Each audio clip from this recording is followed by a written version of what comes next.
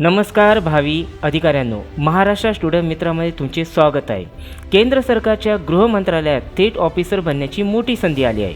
कारण national forensic science युनिव्हर्सिटीमध्ये section officer, deputy section officer आणि असिस्टंट पदासाठी भरती सुरू झाली आहे। पगार तर जबरदस्त आहेच आणि सर्वात महत्त्वाची गोष्ट म्हणजे कोणताही पदवीधर उमेदवार यासाठी अर्ज करू शकतोय।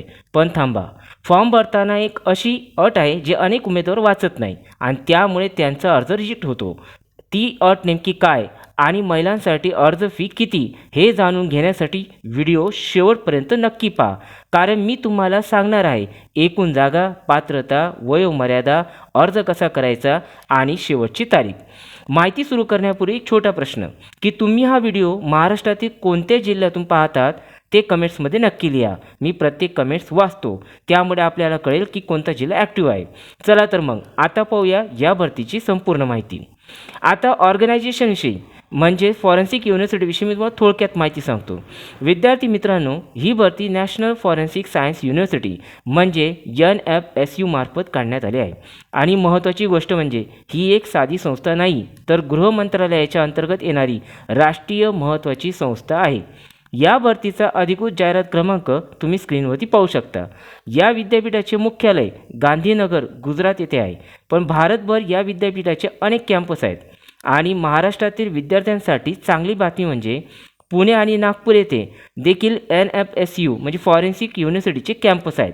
म्हणून निवड झाल्यानंतर तुम्हाला आपल्या महाराष्ट्रात काम करण्याची संधी देखील मिळू शकते। विद्यार्थी मित्रांनो, आता पाहूया या भरतीमधील सर्वात महत्त्वाचा भाग म्हणजे एकूण जागा किती आहेत। या भरतीमध्ये एकूण 3 पदे आहेत। आता पहिलं पद ते म्हणजे सेक्शन ऑफिसर। या पदासाठी एकूण 12 जागा आहेत। याची पे लेवल 8 आहे। याचं बेसिक पे हे 47,600 पासून 1,51,100 आहे। आणि अंदाजेच एकूण पगार म्हणजे जर तुम्ही सिलेक्ट झाले त्यानंतर इन हँड सॅलरी तुमच्या हातात 70,000 ते 78,000 च्या पुढे तुमच्या हातामध्ये येऊ शकता। आता जागा कशा आहेत? 4 जागा या खुल्या प्रवर्गासाठी आहेत, 4 जागा या OBC प्रवर्गासाठी आहेत आणि उर्वरित जागा या इतर आरक्षित प्रवर्गासाठी ठेवण्यात आल्या आहेत। आता दुसरे पद ते म्हणजे डेप्टी सेक्शन ऑफिसर।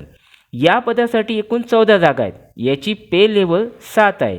बेसिक पे 44,900 पासून 1,42,400 आहे। याची एकूण म्हणजे अंदाजेच एकूण पगार इन हँड सॅलरी जर तुम्ही सिलेक्ट झाल्यानंतर तुमच्या हातात पडणारी ती म्हणजे 65,000 ते 72,000च्या वरती। आता याचं जागा वाटप कसं आहे तर 6 जागा या खुल्या प्रवर्गासाठी, 4 जागा या OBC प्रवर्गासाठी आणि उर्वरित जागा SC ST आणि EWS प्रवर्गासाठी आहेत। आणि तिसरे असिस्टंट पद ज्याच्यात सर्वात जास्त जागा आहेत। या पदासाठी सर्वात जास्त म्हणजे 25 जागा आहेत। याची पे लेवल 2 आहे। बेसिक पे याचं 19,900 पासून 63,200 पर्यंत आहे। आणि सिलेक्ट झाल्यानंतर इन हँड सॅलरी 32,000 ते 38,000च्या वरती तुमच्या हातात येऊ शकते। यामध्ये 10 जागा या खुल्या प्रवर्गासाठी आहेत, 7 जागा OBC प्रवर्गासाठी आहेत आणि बाकी जागा इतर आरक्षित प्रवर्गासाठी आहेत। आता एक महत्त्वाची गोष्ट लक्षात ठेवा, जरी या जागा कमी वाटत असल्या तरी या केंद्र सरकारच्या नॅशनल इम्पॉर्टन्स असलेल्या संस्थेतील नोकऱ्या आहेत, म्हणून करिअर ग्रोथ आणि रिस्पेक्ट देखील खूप जास्त असतो। आता आजची शैक्षणिक पात्रता म्हणजे एज्युकेशन क्वालिफिकेशन आपण इथे पाहून घेऊ। या तिन्ही पदांसाठी उमेदवारांकडे कोणत्याही शाखेतील बॅचलर डिग्री म्हणजे पदवी असणे आवश्यक आहे। म्हणजेच आर्ट्स, कॉमर्स, सायन्स किंवा इंजिनिअरिंग किंवा कोणतीही शाखा असली तरी तुम्ही या भरतीसाठी अर्ज करू शकतात, हे तुम्ही लक्षात घ्या। तसेच उमेदवाराला हिंदी, इंग्लिश भाषेचे ज्ञान आणि कॉम्प्युटरचे मूलभूत ज्ञान असणे आवश्यक आहे।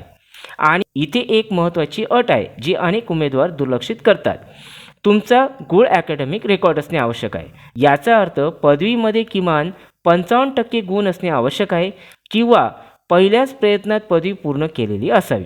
म्हणून अर्ज करण्यापूर्वी तुमची पात्रता नक्की तपासा। चला पाहूया या भरतीसाठी वयोमर्यादा नेमकी किती आहे। इथे 2 वेगवेगळे गट आहेत, त्यामुळे नीट लक्ष द्या। आता पहिला टप्पा म्हणजे पहिला गट हा सेक्शन ऑफिसर आणि डेप्टी सेक्शन ऑफिसरचा आहे। या दोन्ही पदांसाठी किमान वय 21 वर्ष आणि कमाल वय 40 वर्ष लागते। दुसरे पद या पदासाठी किमान वय 21 वर्ष आणि कमाल वय 35 वर्ष लागते। पण इथे एक महत्त्वाची गोष्ट आहे, हे वय फक्त खुल्या प्रवर्गासाठी आहे. जर तुम्ही आरक्षित प्रवर्गातून येत असाल तर तुम्हाला भारत सरकारच्या नियमानुसार वयात रिझर्वेशन म्हणजे सवलत मिळते. जसं की SC/ST उमेदवारांसाठी 5 वर्षाची सूट आहे, OBC उमेदवारांसाठी 3 वर्षाची सूट आहे आणि PWBD म्हणजे दिव्यांग उमेदवारांसाठी 10 ते 15 वर्षापर्यंत सवलत इथे मिळू शकते. म्हणून जर तुम्ही या वयोमर्यादेत बसत असाल तर ही सरकारी नोकरीची चांगली संधी नक्की कन्सिडर करा. चला तर आता पाहू या भरतीची निवड प्रक्रिया नेमकी कशी असणार आहे. विद्यार्थी मित्रांनो, आत्तापर्यंतची माहिती जर तुम्हाला उपयोगी वाटत असेल तर व्हिडिओला लाईक करा आणि मला कमेंट्समध्ये सांगा की तुमची डिग्री कोणत्या विषयात झाली आहे, जसे की आर्ट्स, कॉमर्स, सायन्स किंवा इंजिनिअरिंग.